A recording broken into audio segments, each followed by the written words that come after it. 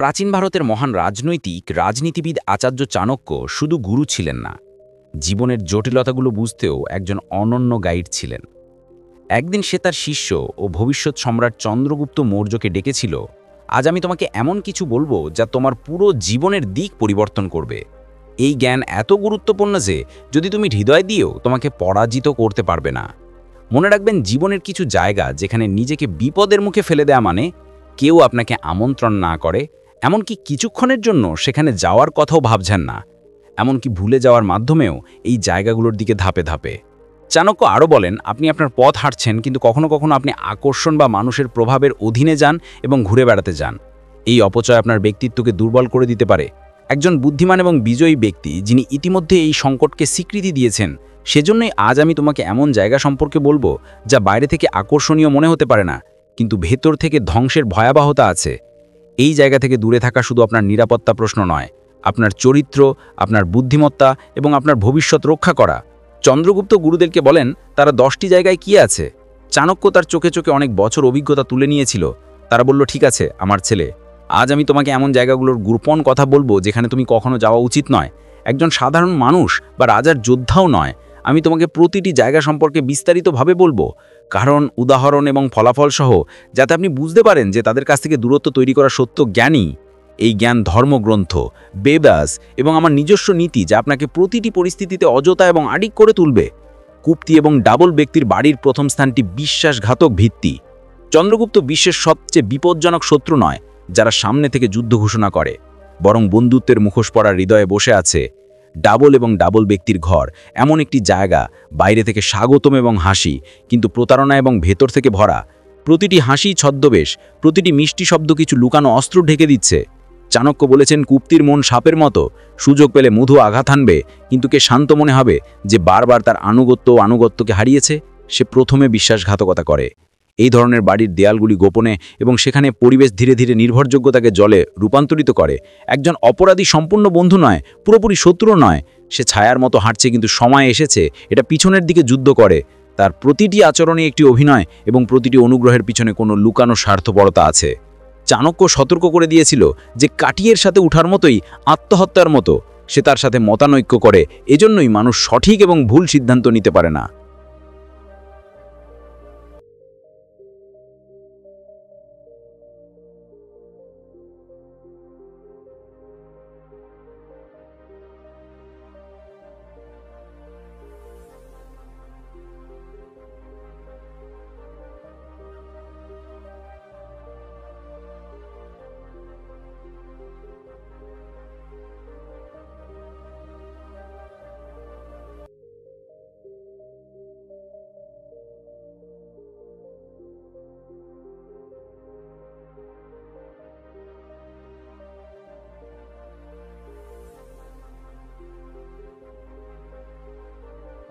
রাজনীতিতে মানুষই সবচেয়ে ধ্বংসাত্মক প্রমাণ।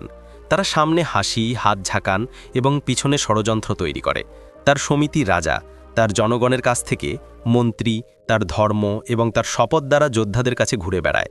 যে ব্যক্তি বারবার এমন একটি বাড়ি যায়, সে নিজেকে বিশ্বাসঘাতকতায় ভুগতে থাকে। এমনকি আধ্যাত্মিক বৃষ্টিতেও একটি বিধ্বস্ত এবং ডবল ব্যক্তির ঘর আত্মা বরখাস্ত করে। পরিবেশে সন্দেহ, ঈর্ষা ও ভয়ের সাথে ভরপুর হয়ে পড়ে। ধীরে মানুষ তার নিজের প্রিয়জনদের উপর আস্থা হারাতে শুরু করে এবং তার আত্মা বিভ্রান্তি ও জ্বালানির মধ্যে আটকা পড়ে। অতএব চন্দ্রগুপ্তি কাঠি এবং ডবল ব্যক্তির বাড়ি শুধু একটি জায়গা নয়, বিশ্বাসঘাতক ভিত্তি। সেখানে হাঁটাও বিষের মতো আপনার বিবেচনার ফাঁকা ঠালাতে পারে। সেই জায়গা থেকে ফিরে আসা সম্ভব, কিন্তু বিশ্বাসের কথা আর কখনো ফিরে আসে না। যে তার সীমানা অতিক্রম করে, সে তার বিশ্বাস এবং আধ্যাত্মিক শান্তি উভয় হারায়। দ্বিতীয় স্থানটি শত্রুদের বাড়ি।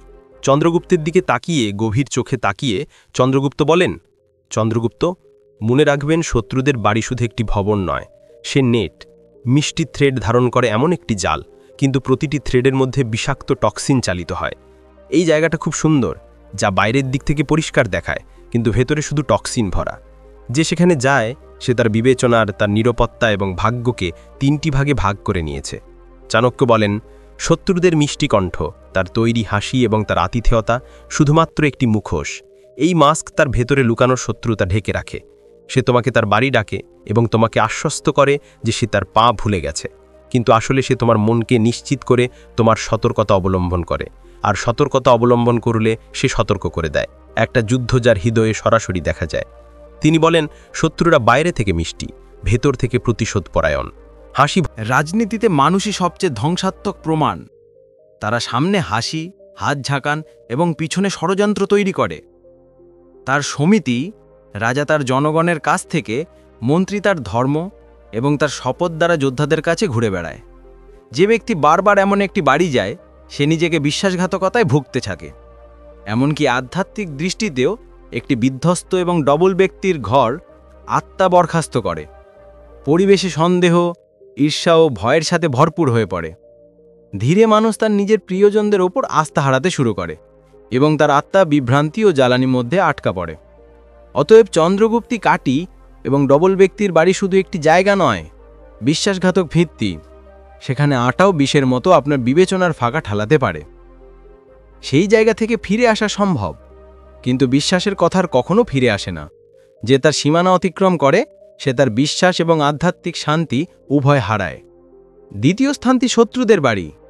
চন্দ্রগুপ্তের দিকে তাকিয়ে গভীর চোখে তাকিয়ে চন্দ্রগুপ্ত বলেন, চন্দ্রগুপ্ত, মনে রাখবেন, শত্রুদের বাড়ি শুধু একটি ভবন নয়, সে নেক মিষ্টি থ্রেড ধারণ করে এমন একটি জাল, কিন্তু প্রতিটি থ্রেডের মধ্যে বিষাক্ত টক্সিন চালিত হয়।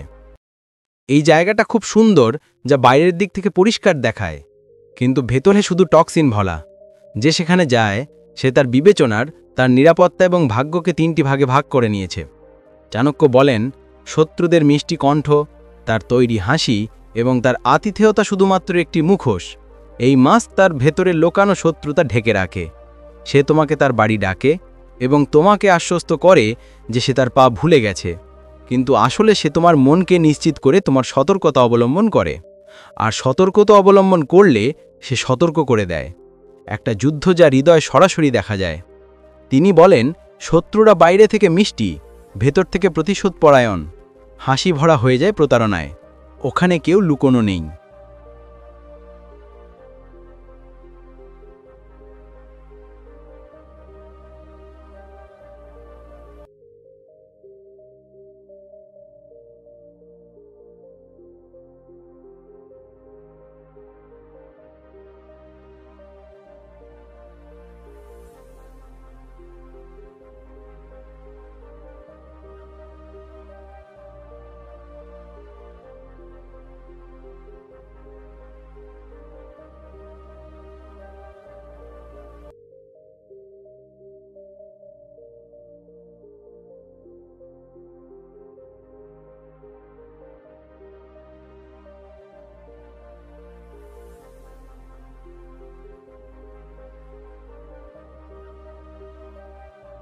বাতাসে অবিশ্বাস্য খাবার বিষাক্ত এবং বিষাক্ত জিনিস আছে। যে শত্রুদের ঘরে প্রবেশ করে, সে জুয়া খেলার মতো কয়েকটা বেট তার বুদ্ধি এবং বিবেচনা রাখে। প্রথমে তিনি আতিথেয়তা এবং চেহারাপূর্ণ স্নেহের মধ্যে প্রবাহিত হন, তারপর ধীরে ধীরে তার পদক্ষেপে আটকা পড়ে যায়। চাণক্য ধর্মগ্রন্থের উদ্ধৃতি দিয়ে বলেন, এটা শত্রুদের সাথে আত্মহত্যা করে। রাজনীতিতে এটা আরও বিপজ্জনক। শত্রুদের ঘর হচ্ছে সেই জায়গা যেখানে গোপন পরিকল্পনা তৈরি করা হয় এবং যেখানে প্রতিটি দেওয়াল সাক্ষ্য দেয় যে প্রতিটি শব্দ ষড়যন্ত্রকারী। এক মুহূর্তের অস্থিরতা, ভুল শব্দ, একটা অস্থির হাসি, আর তোমার রাজত্ব তাদের হাতে চলে যাবে। এরকম একটা মুহূর্ত তার সিংহাসনের রাজা বঞ্চিত করতে পারে। তিনি সতর্ক করে দিয়েছিলেন, কে তার গোপন বিষয়গুলো রক্ষা করতে চায়, যে তার লক্ষ্যে পৌঁছাতে চায়, সে কখনো শত্রুদের দরজায় আঘাত না করে। শত্রুদের দরজা তোমার মৃত্যুর আমন্ত্রণ জানাতে চায়। চাণক্য এই বিষয়টির আধ্যাত্মিক গভীরতা বুঝতে পেরেছিল। তিনি বলেন, শত্রুদের ঘর শুধু বাহ্যিক হুমকি নয়, ভেতরেও ঝাঁকুনি। পরিবেশে আত্মার কোনো সমস্যা নেই। সেখানে প্রবেশ করার সময় মনের মধ্যে পুরনো ব্যার আবার জেগে ওঠে। রাগ আর প্রতিহিংসার আগুনের ভয়াবহতা শুরু হয়ে যায়। এই আগুন শুধু শত্রুকে পুড়িয়ে দেয় না, ধীরে সে ব্যক্তির আত্মাকে দেখালে। চাণক্য অবশেষে বলল, চন্দ্রগুপ্তির শত্রুদের ঘরে থ্রেশহোল্ডে ধাপে ধাপে, অর্থাৎ নিজের জন্য একটি পথ বেছে নেবা যেখানে দুঃখের পর ফিরে আসে। তার মিষ্টি হাসি এবং অতিথি টুপি পিছনে লুকানো প্রতারণা আপনাকে ছিন্ন করতে পারে। মনে রাখবেন, শত্রুদের ঘরই মৃত্যুর দরজা। যে ফিরে আসবে, সে আগের মতো আর কখনো ফিরে আসবে না। চাণক্য বলেন, চন্দ্রগুপ্ত চুগালি, কালাহা এবং পারনিন্দার কেন্দ্রস্থলে পরিণত হয়েছে। সে শুধু একটা বাড়িই বাস করে না, সে এমন এক ফায়ার ফান্ডে পরিণত হয়েছে যা সব সম্পর্ককে ছিন্ন করে। এই ধরনের মানুষ অন্যদের অনুপস্থিতিতে তাদের কার্ড হত্যা করে এবং উপস্থিত হলে মিথ্যা প্রশংসা মুখোশ। তিনি বলেন, চুগলখরের কণ্ঠ মধুর মতো দেখাচ্ছে কিন্তু বিষাক্ত দেখা গেছে। যেখানে যায় সেখানে শঙ্কুবীজ বপন করেন। মানুষ একে অন্যের প্রতি অবিশ্বাস পোষণ করতে শুরু করে। যেখানে তাদের রীতিনীতি রসিকতা করা হয় বা তাদের উত্থান নিয়ে প্রশ্ন করা হয়, সেখানে কখনো পদক্ষেপ করবেন না, যতই জরুরি করুক না কেন। এরকম জায়গাগুলো অনেক ক্ষেত্রেই পাওয়া যায়। এমন একটি ঘর যেখানে আপনার বাবা মা প্রথমে তুচ্ছ বলে অভিহিত করা হয়, এমন একটি মিটিং যেখানে তাদের মান নিম্নমানের, বা এমন একটি প্ল্যাটফর্ম বলে জানা যায় যেখানে আপনার কৌতুক তাদের নাম দ্বারা তৈরি করা হয়। মনে রাখবেন, আপনি সেখানে গিয়েছিলেন, আপনার নীরবতা আপনার সম্মতি বুঝতে হবে। এবং রাজার জন্য এটি সবচেয়ে বড় অপরাধ, আপনার মোট মর্যাদাবাজি করা। অর্থনীতিতে আমি লিখেছিলাম যে একজন নীতি রাজার প্রথমে তার খ্যাতি রক্ষা করতে হবে, কারণ খ্যাতি রাষ্ট্রের ভিত্তি এবং বাবা মা সেই খ্যাতির মূল। তাই যদি কেউ আপনাকে এমন জায়গায় আমন্ত্রণ জানায়, তাহলে প্রথমে থাকুন। তোমার বাবা মা কি সেখানে সম্মান পাবে? তাদের চেহারা কি গর্ব বা অপমান সৃষ্টি করবে? যদি কোনো উত্তর না থাকে, তাহলে কোনো কারণ ছাড়াই সেখানে যাবেন না। মনে রাখবেন, জীবনে সম্মান হারানোর মাধ্যমে যা অর্জন করা হয় তা সবসময় অসম্পূর্ণ। বাবা মায়ের সম্মান রক্ষা করা শুধু ছেলে ধর্ম নয়, যোদ্ধা ও রাজার কর্তব্য। প্রতিটি হাসিতেই সন্দেহ আর অপমান। যে ব্যক্তি এই জায়গায় যায়, সে বারবার তার স্বপ্নের ফাঁকা মনে করে এবং এখান থেকে তার পতন শুরু হয়। এটা পাথরের উর্বর বীজ বপনের মতো জায়গায় থাকার মতো। যতই বাণী হোক না কেন, দুটোই বাড়ে। সেখানে মানুষ শুধু সীমানা দেখাবে, সম্ভাবনা নেই। তারা বারবার আপনাকে মনে করিয়ে দেয় যে আপনি স্বাভাবিক এবং স্বাভাবিকের বাইরে যাওয়ার প্রয়োজন নেই। কিন্তু চাণক্য বলেছিলেন, রাজনীতিতেও এটা খুবই মারাত্মক। কোনো মহান যোদ্ধা, পণ্ডিত বা রাজা শুধুমাত্র ব্যতিক্রমী কিছু করতে পারে যখন তিনি তার সময় হাস্যকর উপেক্ষা করেন। যারা হাস্যকরভাবে দাঁড়ায় না, তারা কখনো শিখরে পৌঁছায় না, এবং যারা হাস্যকরভাবে বেঁচে থাকে তাদের সাহস হারিয়ে ফেলে। চাণক্য বলেন, সাহস মরে যায় যেখানে স্বপ্নের উদ্ভব হয়। আধ্যাত্মিক দৃষ্টিতে এই জায়গা আত্মার আগুনকেও ছিঁড়ে দেয়। যখন একজন ব্যক্তি বারবার হাস্যকর ও লজ্জা শুনতে পায়, তখন তার আত্মশক্তি ধীরে ধীরে হ্রাস পেতে শুরু করে। তিনি ঈশ্বরের প্রদত্ত বিশেষ গুণাবলীর জন্যও স্বাভাবিক বলে মনে করেন এবং সাধারণ জীবনে সীমিত। এই স্থান আত্মার স্থিতিশীল নয়, কিন্তু মূল করে তোলে।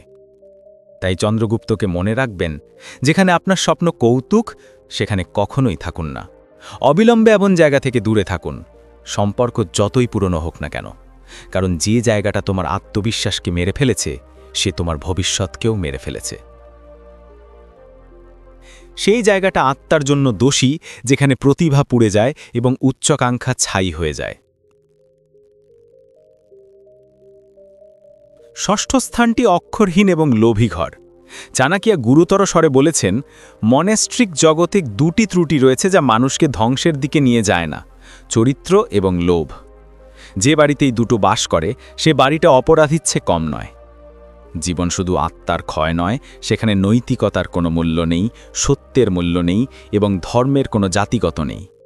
যে ব্যক্তি এই বাড়ির সীমানা অতিক্রম করে, সে তার আত্মা ও সম্মান উভয়ই ঝুঁকিতে ফেলে। তিনি বলেন, চরিত্রহীনতা মানুষের কাছ থেকে তার আত্মসম্মান কেড়ে নিয়ে যায়, এবং লোভ তার দৃষ্টিকে এতটাই জঘন্য করে তোলে যে সে সঠিক ভুলের মধ্যে পার্থক্য করতে পারে না।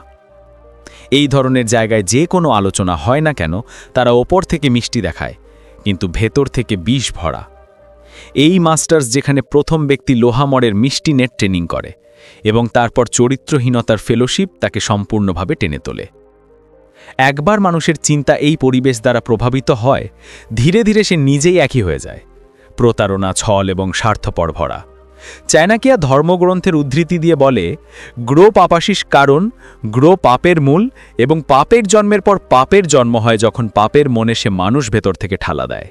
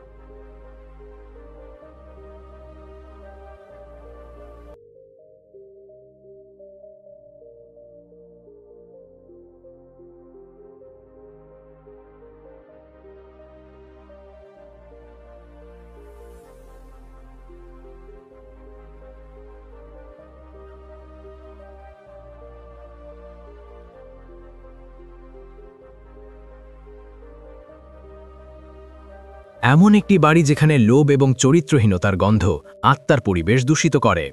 মনে হচ্ছে মনটা অশুভ, চিন্তা দুর্বল হয়ে যায় এবং ব্যক্তি তাদের সমাজের সীমানা ভাঙতে শুরু করে।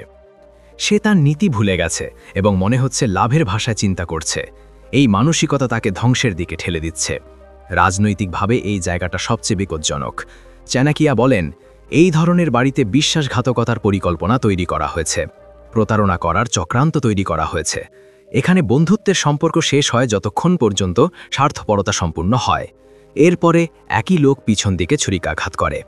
যে রাজা, মন্ত্রী বা সৈন্যরা এই পরিবেশে আটকা পড়ে আছে, তারা তাদের রাষ্ট্র ও তাদের জীবন উভয়েরই অপোক্যালিপসকে আমন্ত্রণ জানাচ্ছে। চাণক্যের সতর্কতা পরিষ্কার ছিল, লোভীর সাথে একই কাজ করুন যারা নিজের মৃত্যু